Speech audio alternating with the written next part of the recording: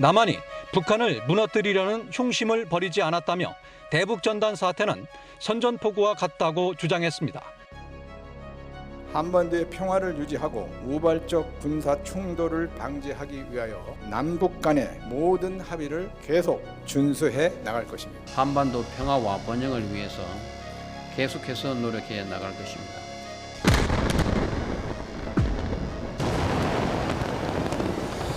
설면피한 가문리서를 듣자니 모든 사태의 결과는 전적으로 북측이, 특히 북측은 앞으로 기본적인 예의를 갖추기 바랍니다. 실제 행동에 옮겨질 경우 북측은 반드시 그에 대한 대가를 우리 국민의 재산권에 대한 명백한 침해이다. 북측은 이에 대한 응분의 책임을 져야 할 것이며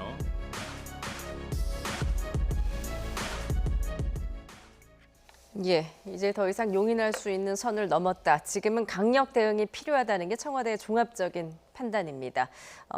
청와대의 발언 다시 한번 들어보겠습니다.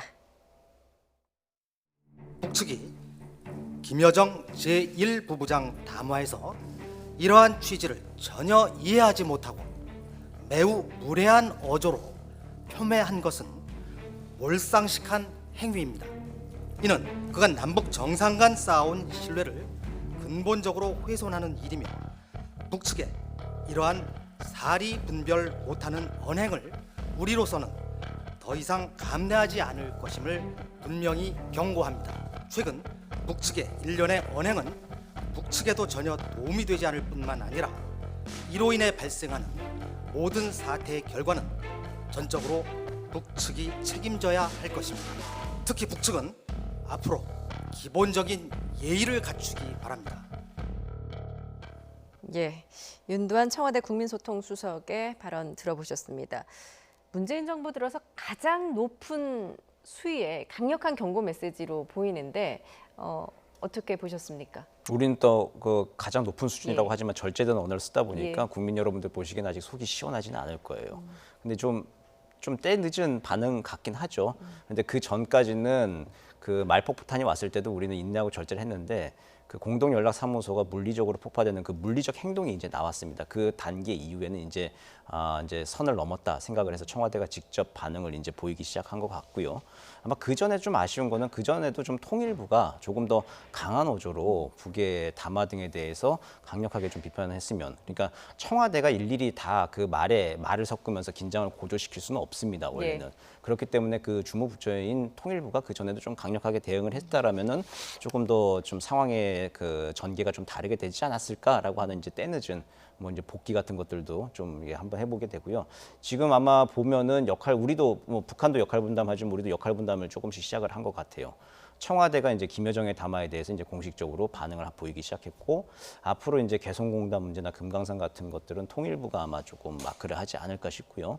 그리고 이제 군사분계선 일대의 북의 행동에 대해서는 우리 합참과 국방부 쪽에서 반응을 보이고 하는 식으로 우리도 아마 역할 분담을 해서 대남 압박의 또 공세에 대해서 대응을 하지 않을까 그렇게 생각합니다. 오늘 국방부에서도 통일부에서도 굉장히 강경한 기조로 돌아섰는데 지금 여권도 좀 강경한 반응을 보이고 있지 않습니까? 이렇게 되면 이제 문재인 정부의 어떤 대북 정책 기조에 좀 변화가 있다, 변화가 생길 것이다라고 전망을 하십니까? 어떻게 보십니까?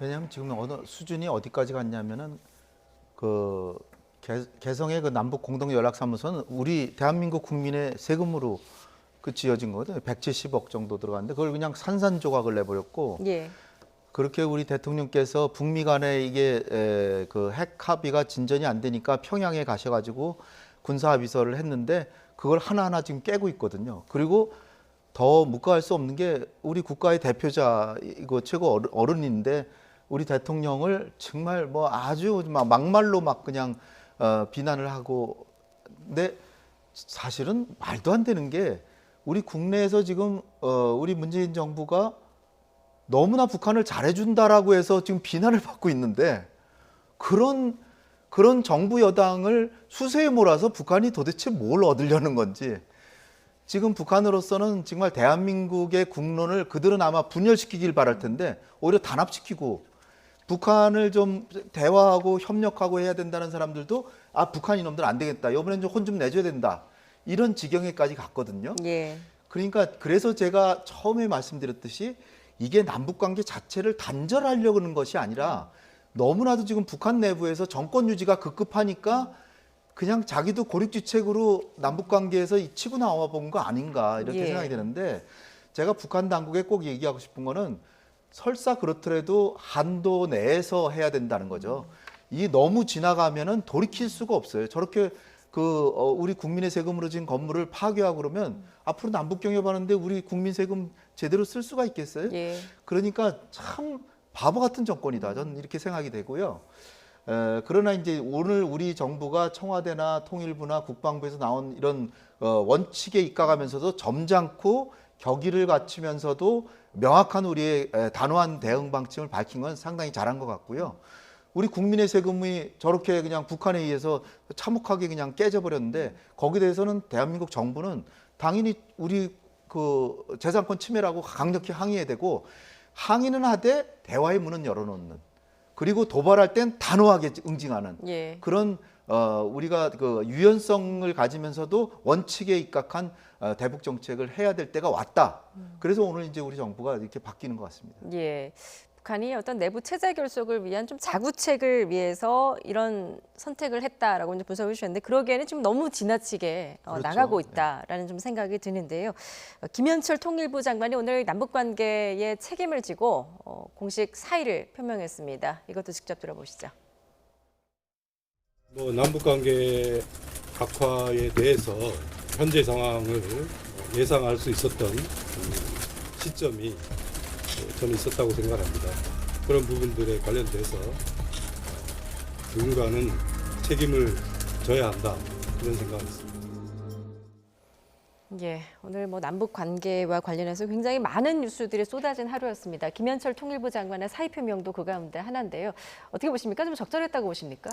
장관도 하고 싶은 말씀이 굉장히 많을 건데 말씀을 지금 다 하실 수 있는 상황은 아닐 겁니다. 아마 나중에 역사에서 기록을 좀 해야 될 것 같은데 지금 이제 떠난다는 의사표명을 했고 본인 이제 표현대로 떠날 때는 말없이 좀 배려를 해달라고 하는 거죠. 지금 남북 관계가 한 1년 지금 한 2개월 되는 사이에 하노이 노딜 이후에 지금 장관직을 맡았다가 예. 지금 거의 아무런 성과도 내지 못하고 지금 이제 책임을 지고 떠나게 되는 상황이 됐습니다. 근데 이제 여기서 중요하게 좀 볼 건 과연 이제 우리 통일부 장관이 사표를 쓰고 자리를 떠난다고 하면은 그럼 북한이 그럼 자세를 바꿀 것인가라고 하는 문제예요. 그러니까 책임지고 사의를 표명한다라고 했으면 그 이제 효과나 결과가 또 있어야 될 거 아닙니까? 그죠? 근데 그 효과나 결과가 과연 무엇인지, 북한이 과연 통일부 장관이 사퇴한다고 해가지고 다시 대화 국면으로 돌아올 것인지, 그리고 북한의 일련의 담화들을 지금 계속 우리 대남 압박 공세를 보면은 그 목적, 최종 상태가 뭔지가 불분명하지 않습니까? 이걸 하면은 어느 정도까지 하면은 멈추겠다. 그러니까 대남 전단 살포를 만약에 완전히 금지시키고 제어를 한다라고 하면은 다시 대화를 복귀한다든지 아니면 무슨 비핵화 여정에 들어간다든지 그런 건 없어요. 그러니까 최종 상태라고 하는 건 밝히지 않고 그 상황에 따라서 조금 더 하나씩 더 높은 것들을 이제 하나 둘씩 얹어가면서 이제 또 다시 요구를 하는 게 이제 북한의 대화 형태이거든요. 그래 봤을 때 우리 장관이 이제 사표를 썼다고 하는 것이 누군가 책임지는 우리식의 관념에는 맞는데 지금 이제 사태 수습을 하는 데 있어서 이게 완전한 해결책이 될지에 대해서는 조금 더 상황 진전을 봐야 될 것 같습니다. 예, 지금 이제 벌써부터 후임 이야기도 나오고 있고 지금 외교안보 라인의 또 교체 이야기도 나오고 있는데 지금 현재 이 상황에서 외교안보 라인의 교체가 어떤 남북관계 수습하는 데 또 도움이 될 거라고 보십니까? 어떻게 해야 된다고 보십니까? 글쎄 지금 사실 환상의 팀이 사실 운영이 되는데 조금 임기 절반을 지나갔으니까 네. 만약에 대통령께서 이분들과 끝까지 가지 않는다면은 지금 한번 바꿔볼 수도 있는 시기라고는 보여지는데 벌써 중반을 넘어섰잖아요. 그리고 김현철 장관 같은 경우에는 완전히 남북 경협을 적극적으로 하는 열정을 가진 분이거든요. 근데 굉장히 하노이에서 북미 간의 합의가 안 되고 어려운 시기에 들어와서 국내 일부 반발에도 불구하고 대북 쌀 지원도 용단을 내려서 했는데 그거 실현이 안 됐고 그 다음에 지금 또 금년에 들어와서는 개별 관광하는 것도 사실 일부 보수 진영에서는 상당히 좀 그것도 바람직하지 않다라고 볼 거 아니에요. 그런데도 통일부 장관으로서 역할을 했거든요. 그런데 또 거기다 코로나 사태가 벌어져서 뭔가 해보려고 그래도 교류를 할 수 있는 여건이 또 안 되는 게 참 예. 운이 안 좋았죠. 근데 만약 다른 분이 하시더라고 하더라도 북한이 김현철 장관보다 더 환영할 만한 사람이 과연 올 것이냐. 김현철 장관만한 그 남북 경협론자가 없거든요. 네. 그래서 참 안타깝다고 생각되고요. 그 다른 그 외교안보 라인의 개편은 아마 그 워낙 그 저 청와대 안보실장이나 국정원장 이런 분들은 국가에서 아주 중요한 보직이잖아요. 그러면은 일련의 인사이동이 단순히 그분들만 하는 게 아니라 큰 그림으로 대통령이 구상을 하셔야 되기 때문에 예. 단순히 뭐 통일부 장관이 사임했다라 그래서 그걸로 어떻게 보면 더 사실상 더 높은 직위에 있는 분들인데 그분들을 교체하는 것이 바람직한가는 저는 꼭 그렇지는 않다라 그렇게 생각이 됩니다. 예. 지금 북한이 먼저 도를 넘는 도발을 좀 단행을 하면서 남북 관계가 좀 단절을 넘어서 지금 대결의 시대로 지금 다시 나아간 것이 아니냐라는 생각이 드는데 좀 마지막으로 남북 관계 새 판 어떻게 좀 짜여져야 되는지 좀 말씀 부탁드립니다. 지금 물리적인 행동으로 북한이 넘어가 있는 상태입니다. 그 행동에 대해서는 우리도 행동으로 대응을 할 수밖에 없는 거죠. 그런데 그 행동이라고 하는 것이 우리가 북한처럼 뭐 군사비를 먼저 파기하고 무력으로 공격을 하고 이제 그럴 수 있는 건 아니고 최고도의 대비 태세를 보여주면서 바늘 하나 들어갈 틈이 없다는 걸 좀 보여주는 거죠. 그러니까 북한에서 평양의 지도부에서 북한의 전방 소대장한테 방아쇠 당겨라라고 이제 명령이 내려와도 북한의 전방 소대장이 도저히 방아쇠를 당길 수 없는 상황. 이제 그런 상황으로 이제 최대한 이제 최고도의 경계 태세로 북한을 압박해야 되는 것이고, 그런 이제 팽팽한 좀 힘의 균형을 만든 상태에서 대화든 대결이든 우린 다 준비돼 있다. 선택은 북한이 하라라는 걸로 공을 다시 넘기는 것.